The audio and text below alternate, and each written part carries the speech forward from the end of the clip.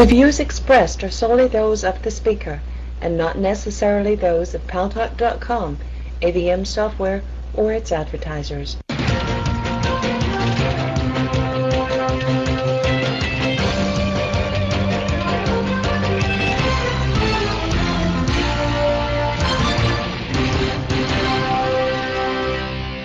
News Talk is online. News Talk Online is a production of Paltalk.com, the largest multimedia interactive program on the internet, on demand on iTunes and on YouTube, and on my blog, GaryBaumgarten.com, where you're encouraged to post your comments, whether you agree with yours truly or not. And thanks to our good friends at CRN Digital Talk Radio, we're syndicated across the United States into 12 million additional households. I am your host, Gary Baumgarten. Welcome to the show.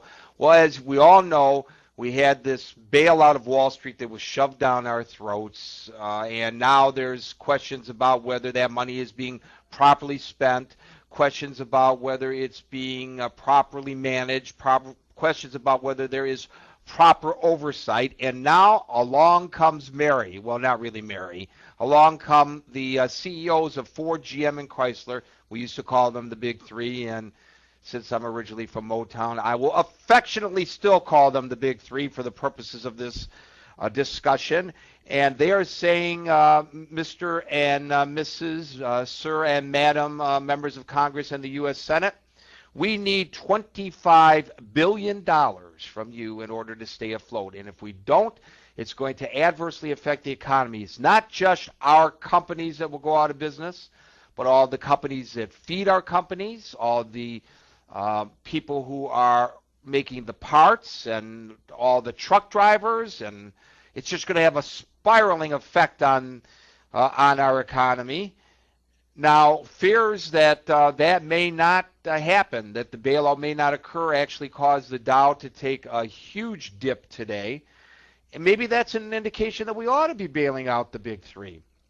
Well, most people in the know in Motown, my original town, Motown, my town, the Motor City, are saying almost universally, both people from government, people from management, people from the unions, that we've got to bail them out, especially General Motors, which is the most vulnerable, could run out of money by the end of the year.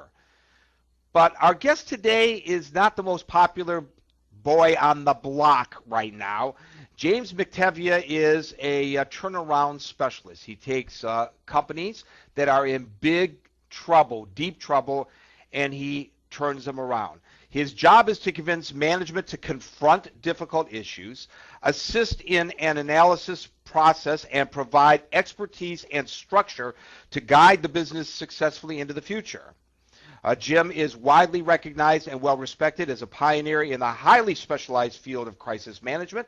His engagements today primarily focus on business restructuring, refinancing, management reorganization and transition, and mergers and acquisitions. The profession demands a sense of urgency in gathering accurate data, analyzing facts, and recommending solutions to deal effectively with these solutions.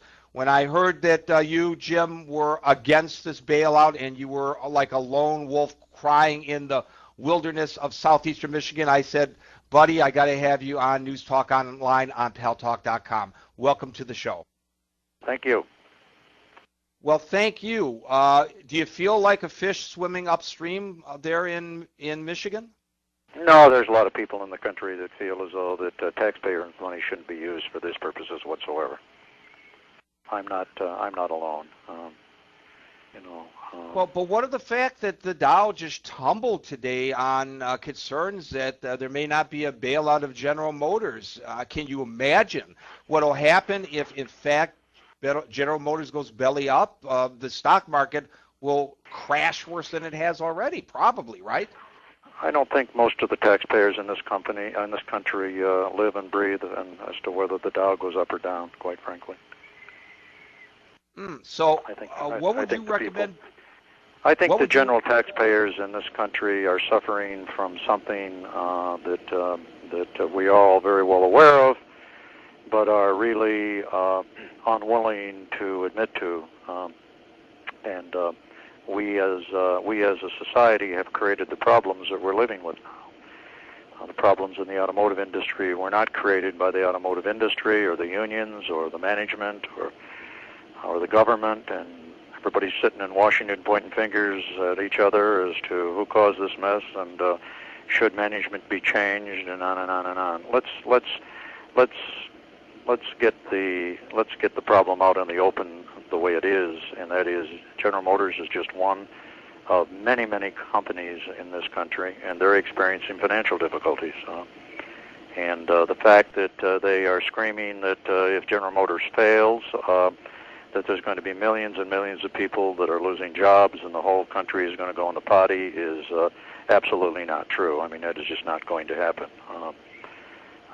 General Motors is not going to fail. My opinion is that General Motors needs to go into a Chapter 11 reorganization, that they need to downsize their operation, they need to get rid of a lot of overhead, they need to renegotiate contracts, they need to get rid of some legacy problems, they need to get rid of a lot of things. The company has grown large, cumbersome, and it needs to refocus itself.